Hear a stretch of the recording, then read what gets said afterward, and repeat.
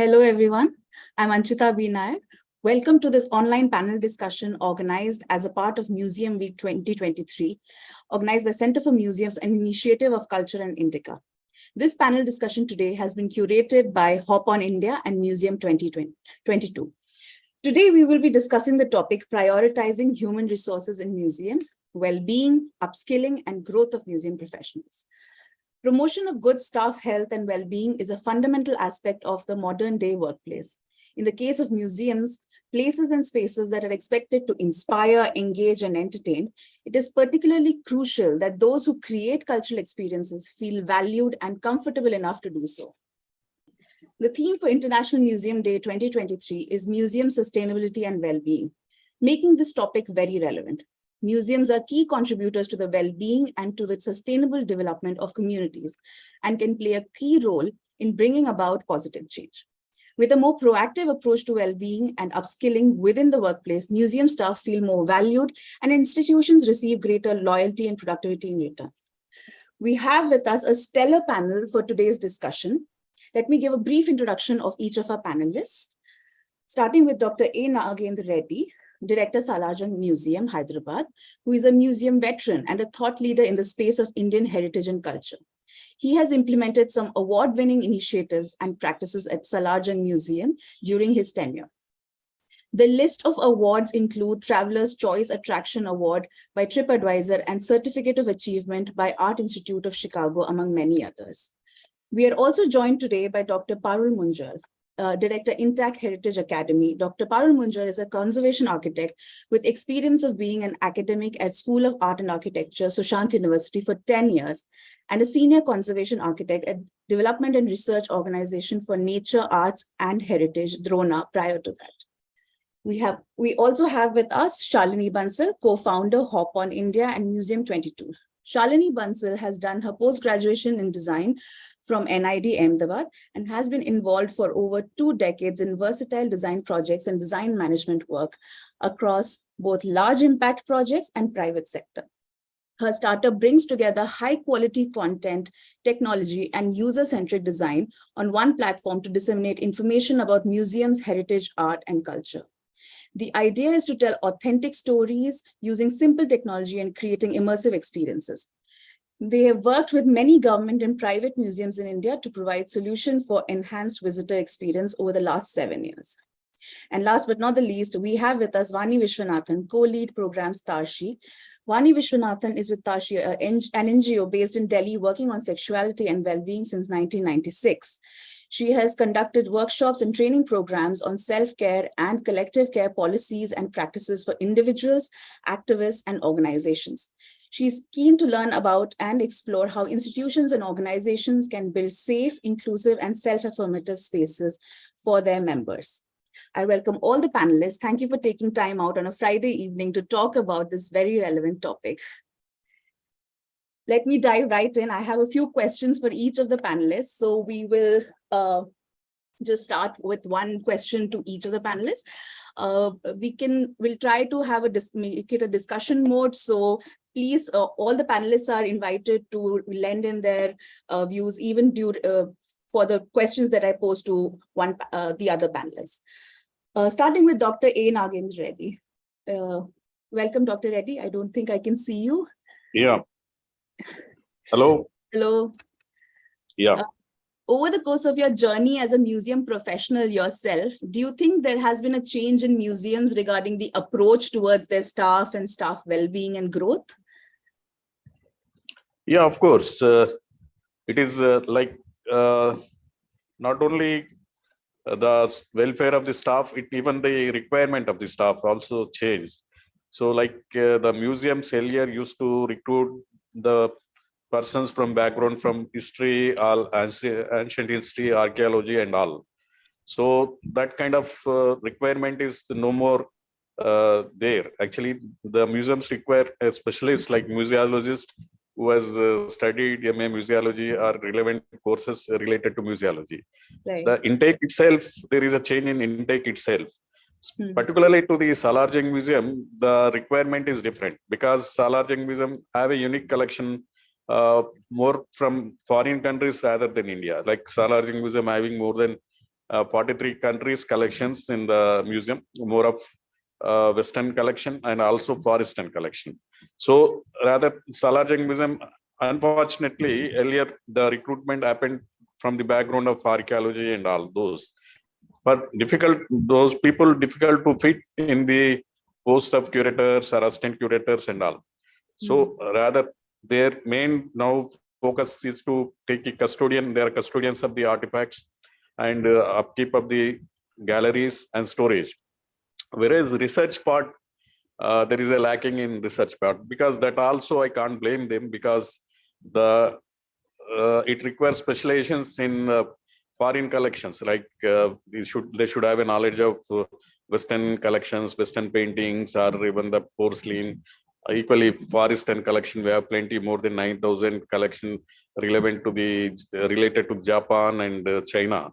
So those kind of specialists getting in India, even to recruit in museum, that is difficult. Even that's why what we are doing it, the present curators and the staff, we are training them to upkeep the artifacts and also proper storage, proper maintenance in the galleries, and also basically museum management, they take care. So we are throwing our artifacts, like we are giving access to the scholars who want to study on our collection. We are giving. Earlier, even I was told earlier directors, there was a somewhat conservative, and the accessing the information and also going through the artifacts or storage was not permitted. That we liberally permit that. And our focus, like our curators or assistant curators, even the conservation people, were all sent to foreign museums. Like our conservator was sent to have a training, 6 months training in conservation. Equally, curators also were sent to British Museum and Chicago and all.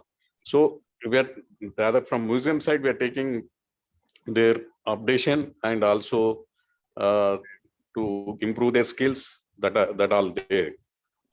No, that's wonderful. Actually, it's a very good point. If you don't find the right fit for the right job, it's not good for the organization or for the individual who feels like like a round peg in a square peg in a round hole. Yeah. So I'll move on to Dr. Parul Munjal. Doctor, I don't think I can see you. No, you're visible. We can see Parul. Okay. Yeah. Okay. All right. My question to you is, in every profession, there is a continuous process of learning and unlearning, some active and some passive. Do you think there are enough structured opportunities available for cultural professionals for this process? Are these opportunities accessible to them across India?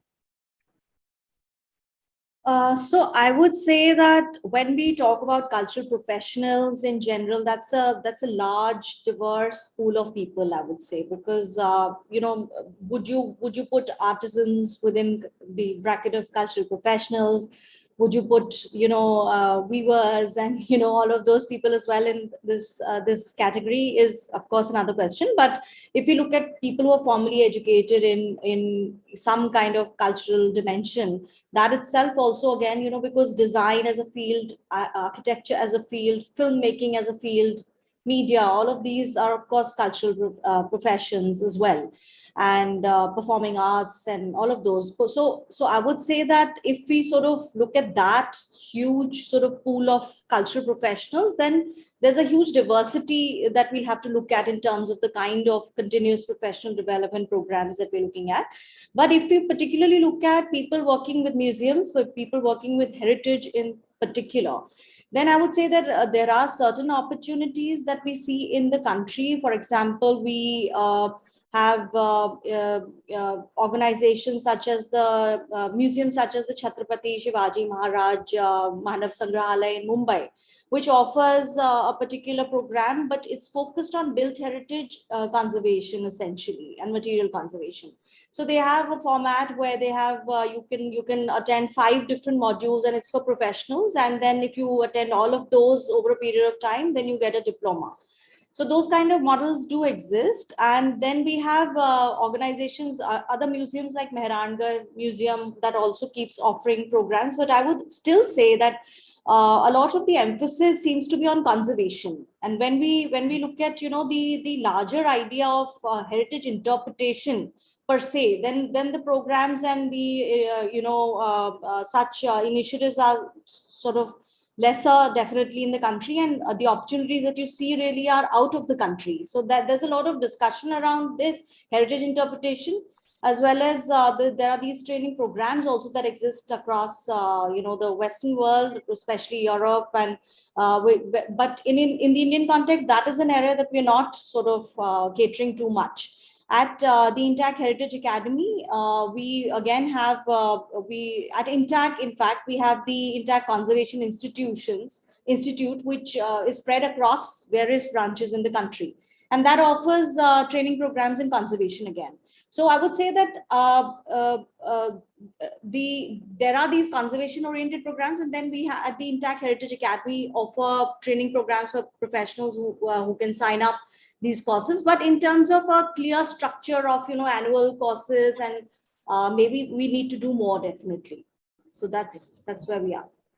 Right. And I think even the way we look at the curriculum of what museum professionals or cultural professionals should study, that has been also been limited, even now. So whether it is marketing skills, whether it is financial management skills, these are things that I think museum professionals also need, but it hasn't been the focus, even now. So. Moving on to Shalini, in your work across so many museums, what gaps have you found in the skills of museum teams, and do these pose a challenge in adoption of new solutions? That's a very relevant question for us, Anjchita. In the last 6-7 years that we've been really trying to get museums to adopt technology as a solution. I wouldn't say it's a gap in skill, but yes, there is certainly a feeling that technology is very averse to art. Technology and art seem to, most people don't seem to see them together. They feel that technology may actually cannibalize art in some manner. Very few museums, and I must actually congratulate Salar Museum and Dr. Reddy for this, have had the openness and the progressive approach of really adopting technology and understanding that it complements art. I think that is where the hiccup has been. So far as skills are concerned, like all of us have just discussed, the kind of skill set that you need in today, with various kinds of marketing techniques, including social media, various kinds of management tools for museums, including exchange of assets now across nations, conservation, like Dr. Parul just mentioned, and so much more. I think the skill sets are just too varied for any museum to have, full-time employees of. So therefore, I believe museums need to sort of open up to either training some of their staff or perhaps outsourcing some of these skills and getting an expertise.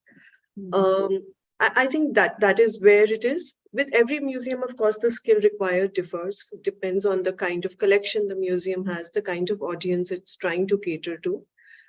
Indian museums have a long way to go. Some museums need to perhaps do more than the others. But yes, largely, I think that is where we found museums wanting the adoption of technology, adoption of new methods of marketing. If there was an openness to this, I think things would really change. Right. And I think the younger lot of people who are entering the profession are aware of this, and they do try to sort of up with the trends and keep themselves updated on the skill sets that they need. Yeah. Now I move on to Vani Viswanathan. There are several challenges that museum professionals face on a regular basis, from resource crunch to being overworked, to lack of training opportunities and evolving trends, to sometimes not receiving enough validation or appreciation of their efforts in terms of audience turnout or engagement. What can museums and museum professionals themselves do to keep their morale and interest levels up? Thanks, Anjchita. So first off, it's been interesting to just hear what other panelists have shared about the various kinds of changes that this sector is also keeping up with. And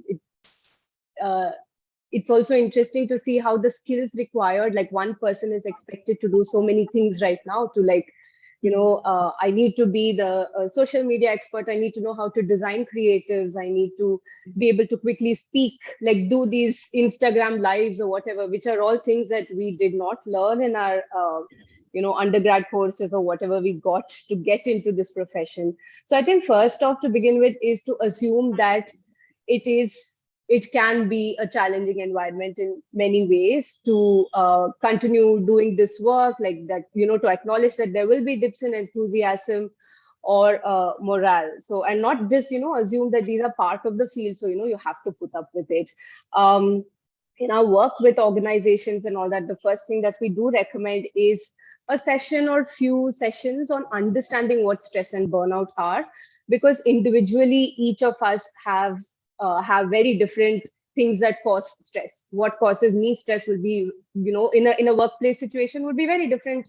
Maybe you will not see it the same way. So it's important to understand that it's different for all of us. And also it's not just you are, if I feel stressed by something that you do not, it's not because I'm like fragile or sort of, too easily, provoked or some such thing. It's just that we have no idea of the full context in which an individual comes to the workplace. And it's not like, work,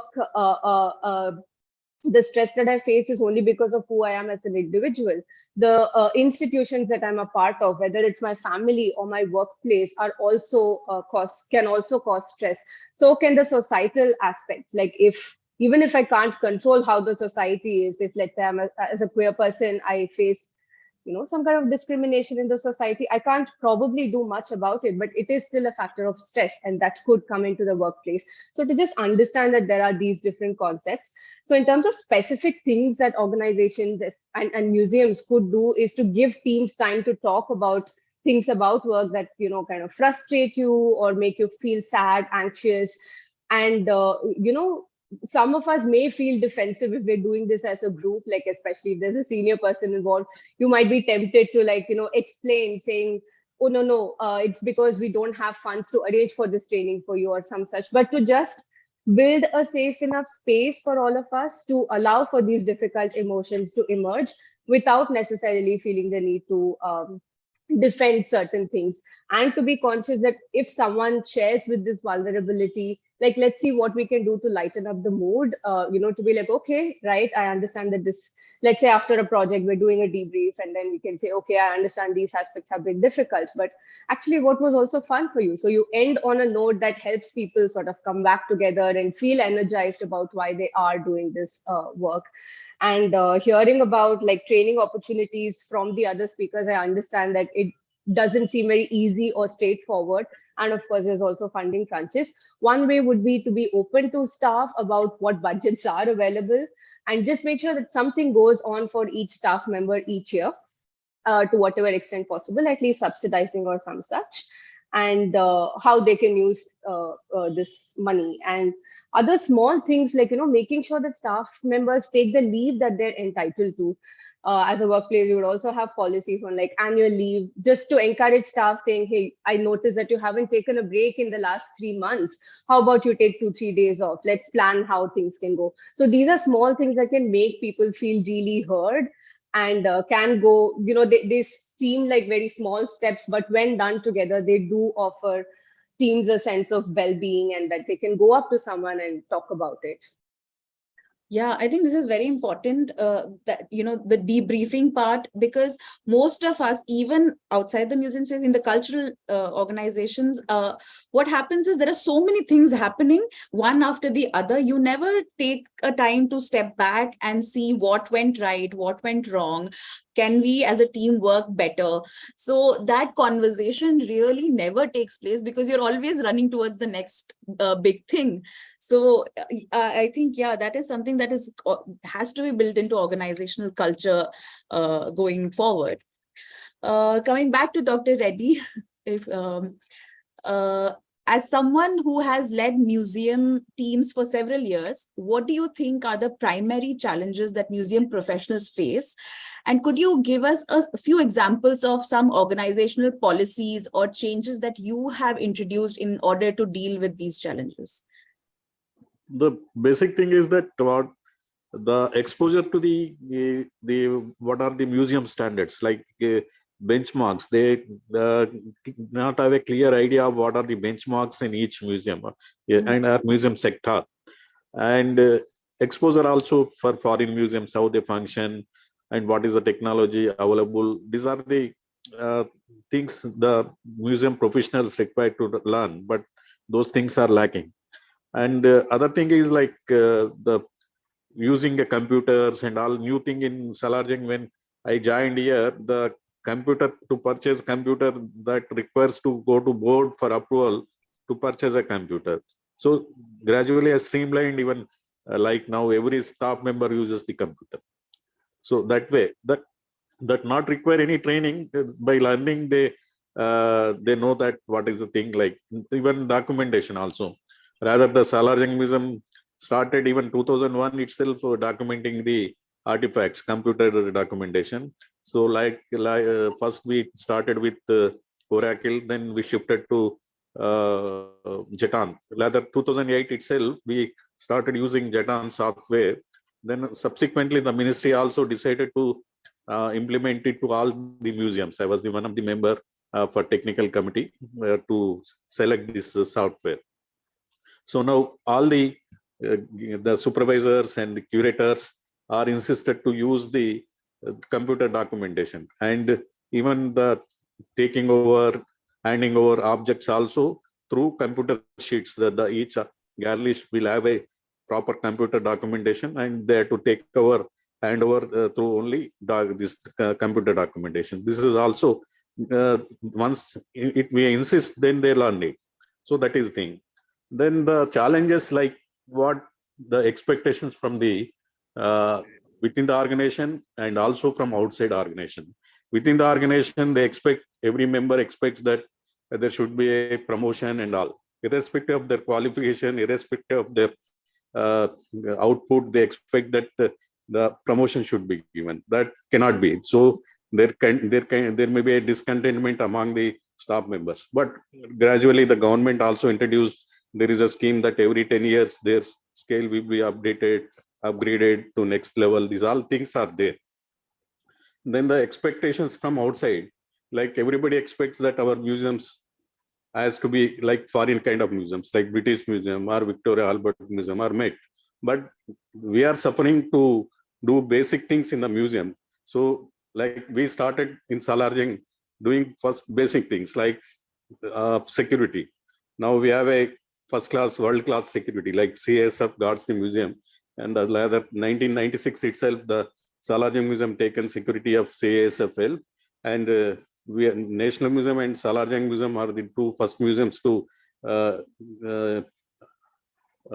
implement this CSF security to the museum. Equally, even when I joined, there was no fire detectors in the museum.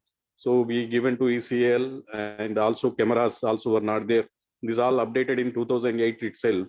Now we all entire museum premises is with the CCTV system and all even fire detectors. Even within the museum campus, we have a fire station. The state government operates the fire station. So that way, in each area, gradually basic things we attacked, like fire safety and safety of artifacts and storage.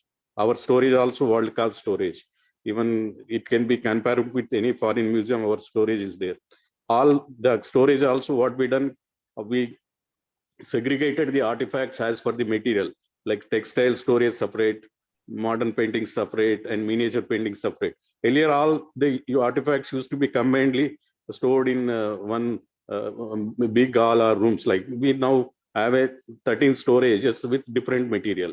So by that, we can control the temperature, we can take the requirement of the humidity, other requirements can be taken if you store artifacts as for the material wise. So that we are done. Then other thing is that in 2013 itself, Salar Jung Museum done solar paneling, solar energy, like our 60% of energy, we made it solar energy. I can boast that the Salar Jung Museum, the only museum which produces that much solar energy. We have a 650 kV solar energy. No museum in the world have such large capacity. So that way, computer documentation also we implemented, and touchscreen. Then even last year, with the help of HopOn India, we introduced the audio guide also.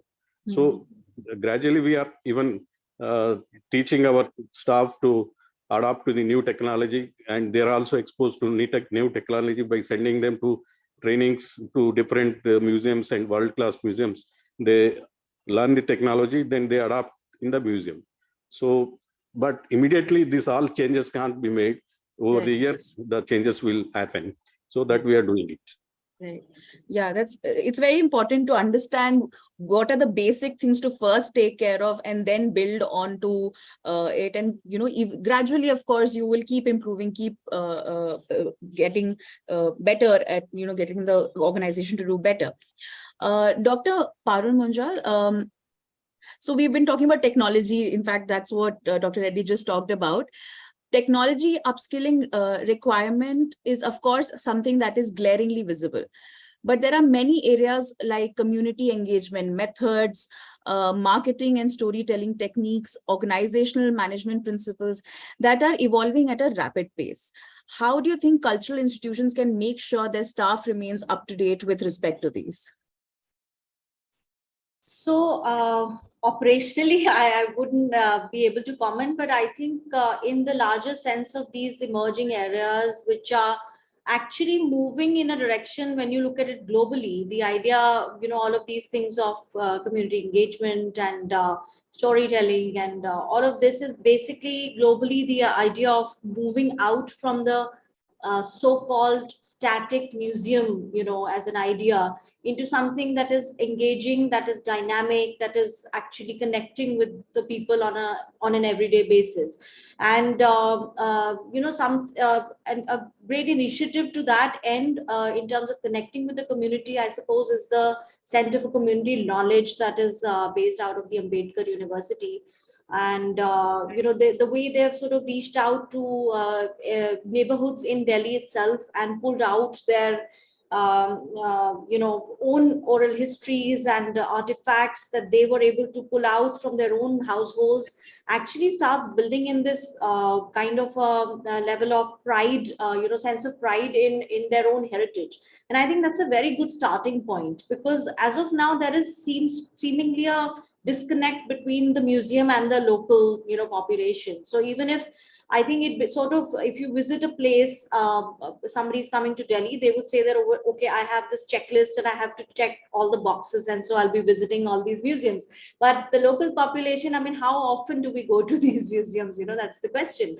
So so I think the museum has to reach out. The cultural institutions actually have to reach out, and of course these avenues, whether it's with respect to social media and platforms to reach out to the population, or methodologies such as followed by the Center for Community Knowledge, where we actively sort of move out of the museum itself and start engaging with the local population. There have been certain examples, of exhibits in Amritsar also, where CRCI managed to sort of put up this local, Amritsar museum, where it was the essence of the people that was put into the museum. So I think the museum has to reach out from its confines, and the professionals, the museum professionals, have to be of course exposed and trained. Look for opportunities which are and also sort of look out of their own localized disciplines. So I would say that this idea of interdisciplinarity needs to be sort of go into the training of museum professionals, and they need to start looking at these exciting, ideas of storytelling and narrative building, and all of that, which are coming from different disciplines. So you're actually borrowing it from sociology, borrowing it from film, making methodology, or borrowing it from design as a methodology. So I think that kind of an open-mindedness in museums to expose their own employees to these interdisciplinary kind of methodologies would be a good start, I would say. Right. No, that is so important. And it goes on to talking about what we were saying earlier as well, that sometimes you need to outsource also, even if you don't know how, you don't learn or you don't train, you engage with people who are trained in these different fields, and get them involved in the museum sector in some way or the other. Right. Going back to Shalini, with regard to technological upskilling of museum professionals, which people you've interacted with quite a lot, what do you think is the biggest challenge? I would say it's not just technological upskilling, but upskilling overall. In my experience, I found most museums in India are very short-staffed. Perhaps also because of the recent pandemic, there has been a huge churn. And because they're short-staffed, the museum staff is really overloaded. So there is a huge time crunch. There is, I think, I wouldn't know of any museum as such which has really taken out time, set out, a time in the schedule of its team to take up some courses to upskill themselves. And there are many reasons for this. So there is absolutely no one to blame for this, but the circumstances, I believe, have been such. The second thing, of course, has been very lengthy decision-making processes. I think what happens is, by the time a museum team person or even museum director, leader decides and wants to, take a decision for its staff to join a course, the lengthy decision-making processes make it very difficult to really make it happen. So while there is a huge intent, one is not able to really implement what they really intend to do. The third is actually the lack of courses. Where are we really finding those courses, because Dr. Parul has just shed light on this. The kind of education or the kind of continued learning courses that we're giving actually in the sector of culture themselves are pretty obsolete and very, very limited in their scope. So just like Dr. Parul just mentioned, we really need to get into an interdisciplinary mode of learning, because that is where perhaps we are going to be able to get, the museum staffs to upskill. And like we discussed before, we cannot limit the staff to just one skill anymore. Each of us needs to be multitasking in a lot of ways, especially with smaller teams. So I think it's important that, institutions of different disciplines be brought in, and perhaps a course be designed at least to make a little beginning, and make it possible, therefore, for the staff to upskill. That could be just a beginning, and then we could see how it can be taken forward. Yeah, you're right. In fact, recently, I think there are courses that IIMs have started for humanities students. I think there's one in IIM Ahmedabad for cultural organizations or individual cultural professionals. IIM Kozhikode has started something. So it's IIT, I think IIT Bombay has started something. So it's good to see that even institutions, going beyond their mandate of what has been prescribed to them, and seeing that interdisciplinarity is important now. Yes. Going back to Vani, this is something that I've really wanted to ask you. Museums have a responsibility to cover social and critical issues that challenge the audience and communities they serve. Caring for teams delivering such projects, which deal with themes such as genocide, independence movement, queer history, can be a challenge.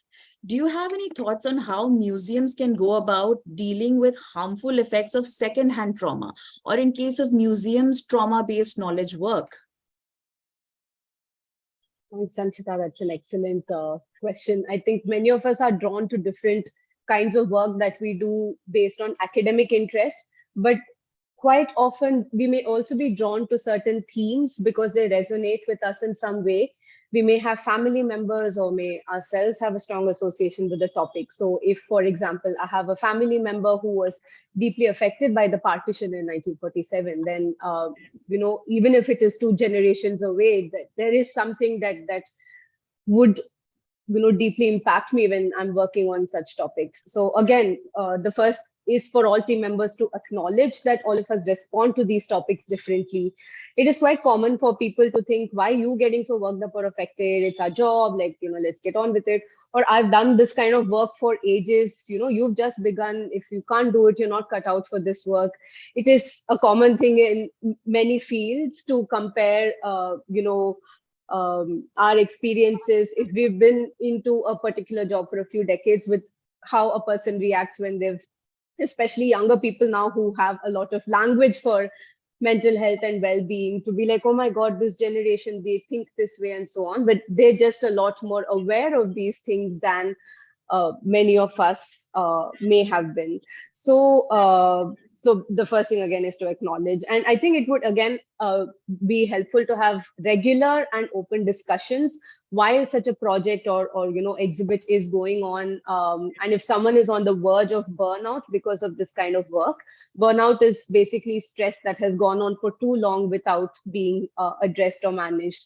So if someone's on the verge of burnout, it would do very well for the team to see if that person can take a break for a few days, or can their role in the project be different, or can we offer them extended timelines? Like, based on what other speakers have mentioned, I understand it might be difficult when teams are short and many people have to, like, one person has to do multiple things, but we are dealing with humans here who are not machines, who are prone to good days and bad days and so on. So in the interest of a longer term engagement, especially in a field where finding people is difficult, these are ways that we will be able to retain people and also like help them through a difficult phase of time.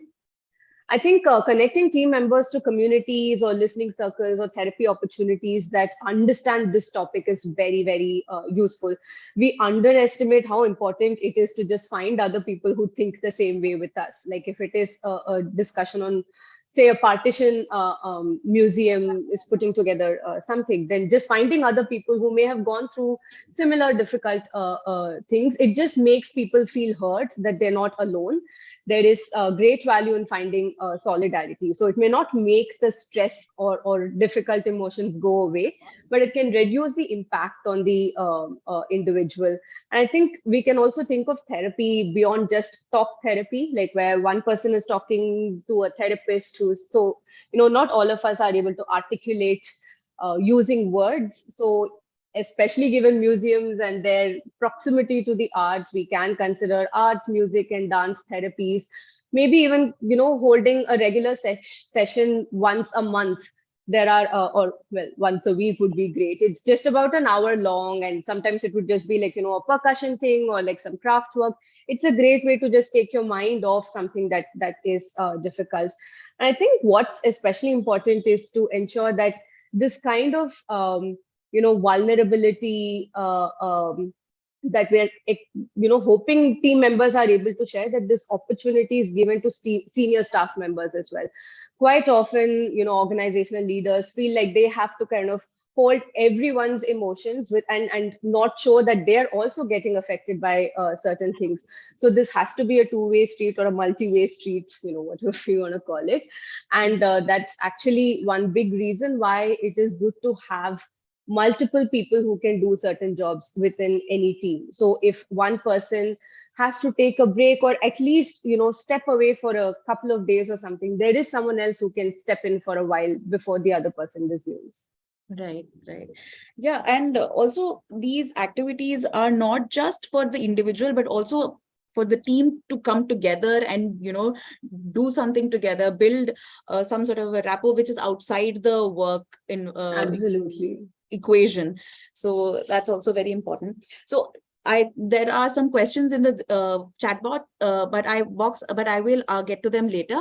what I have one question for each speaker, which is more actionable, so action oriented. So I'm going to start again with Dr. Reddy.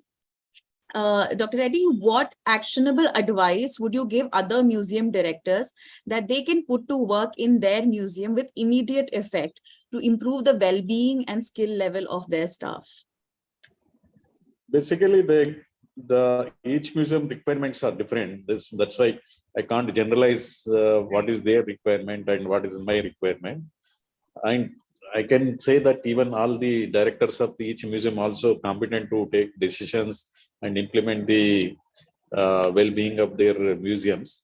But as a almost 20 years experience, I can say that the qualifications required for the post to be built is not updated frequently. That I think I require at least 5 years. Every 5 years, the skills required or the qualifications required are to be updated, and the qualification for required for the post has to be on par with the courses available on the market. That has to be updated, and even the recruitment rules also not amended frequently. Even like we had done in 2014, again we are due to do once again.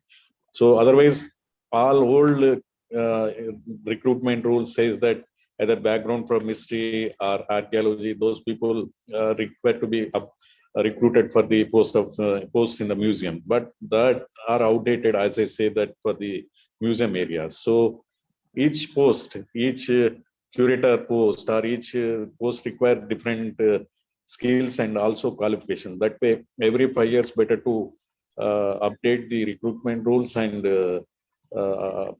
that has to be amended. Second thing is that interaction with the academia, like academic institutions, like what skills you require for your organization, what are the qualifications required for your organization. Accordingly, the academic institutions can develop courses or short-term courses. By that, then they who are trained or who are studied those courses can be appointed in your institutions. So there is no, as such, there is no interaction between the museums and also with the academic institution. That has to be updated. So by that, then the skilled people the qualified people will be available to recruit in the museums. Right. Third thing is that like each museum has to curate some exhibition and can be taken to other museum.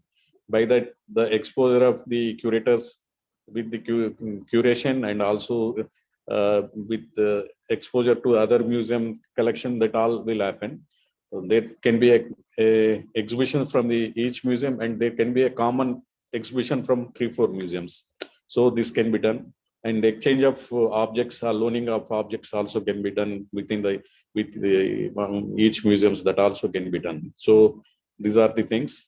And what I feel that even the employees also, like a lot of employees in each museum have a heavy in the bottom. That means like more in non-technical side, or unskilled labor is workers will be more, and skilled or technical staff will be less in each museum. So that has to be reduced. What I feel that unskilled or which are ancillary to nature to the museum can be outsourced, and the museum can only concentrate on technical kind of people, technical posts or technical requirements can be taken, and remaining like engineering or general maintenance or upkeeping or conservancy, these all can be outsourced.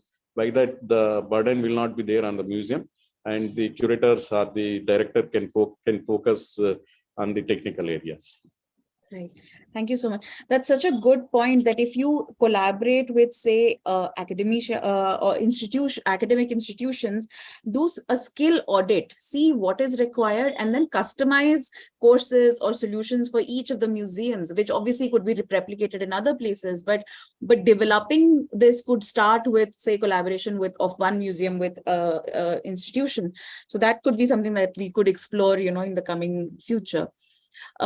Moving on to Dr. Parul, could you tell us a bit about mid-career training programs available for cultural professionals at the moment in India that you would recommend, or what are the steps that you think that museum professionals or cultural professionals should take at the moment to, sort of for their growth?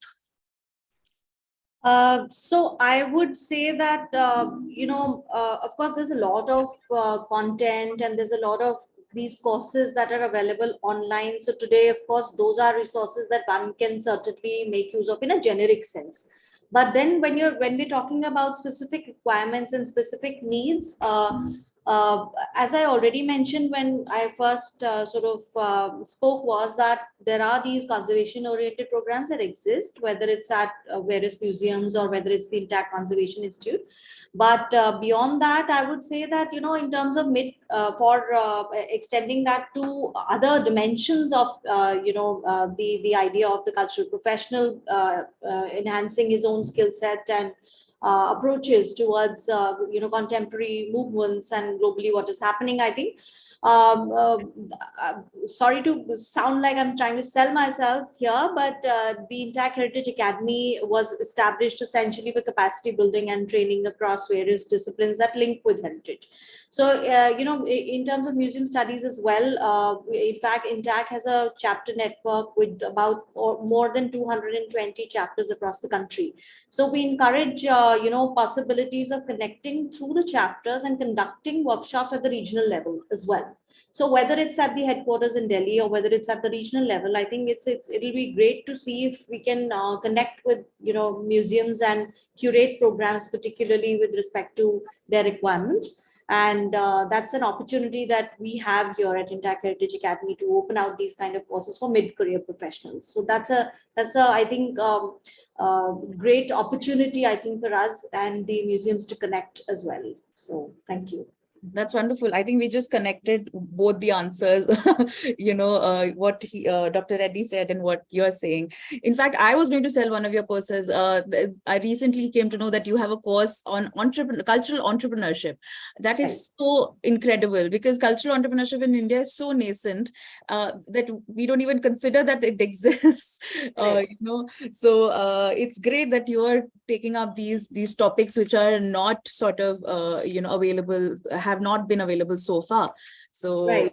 Yeah, so I mean, heritage economics and livelihoods and even cultural entrepreneurship and heritage entrepreneurship is even accessible in an online mode. So, accessible to a lot of people. It'll be great to see people take benefit out of that. Yeah, for sure. I hope the audience sees this and joins for these courses. Shalini, last question to you. Spatial, organizational, and content boundaries that have characterized museums in the past are undergoing a complete upheaval. New technologies and algorithms such as AI, AR, VR, and the metaverse are dissolving the digital and the physical divide. What I want to ask you is, where does one start? What kind of technologies do you think museum professionals should most definitely familiarize themselves with to stay relevant in these changing times? So that's a question, I think, which all of us face these days. Yeah. There's so much available and there is so much you want to do, but there's only so much that you can do. Right. So, of course, your question is absolutely relevant.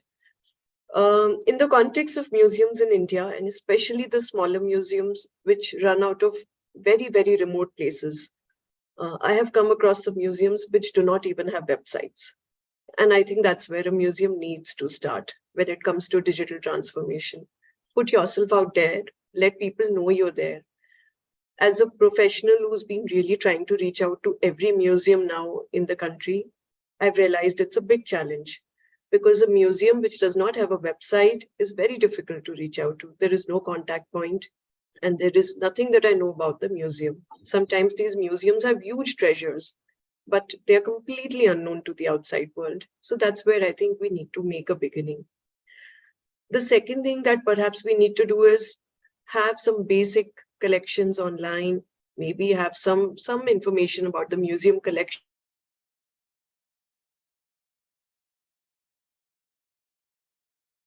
especially if you're in a remote zone. Now, so far as the technical skills are concerned, are you able to hear me? Is my now again, yeah. All right. I'm so sorry. I believe my connection was unstable for a while. Yeah. Now, where do people start? That is, I think, for a person to see in what kind of a role the person is.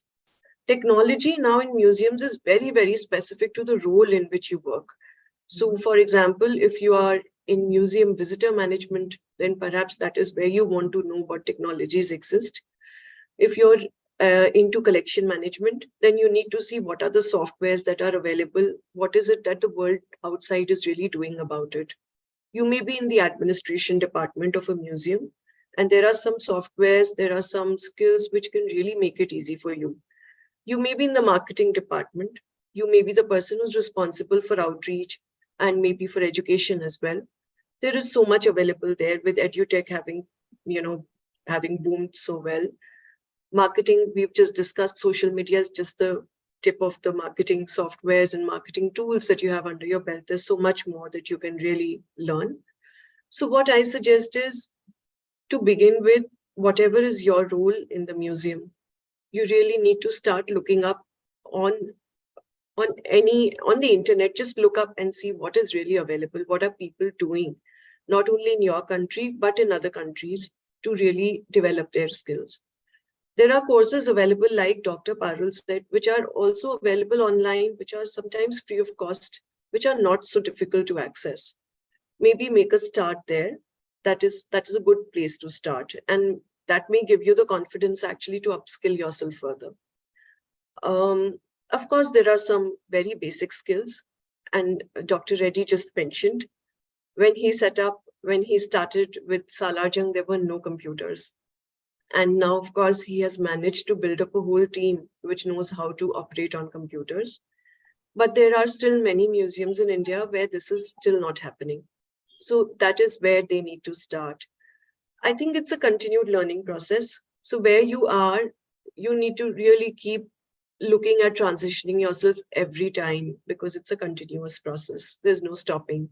Like for all of us, I think museums are no exception. It's for each one of us in any kind of field now.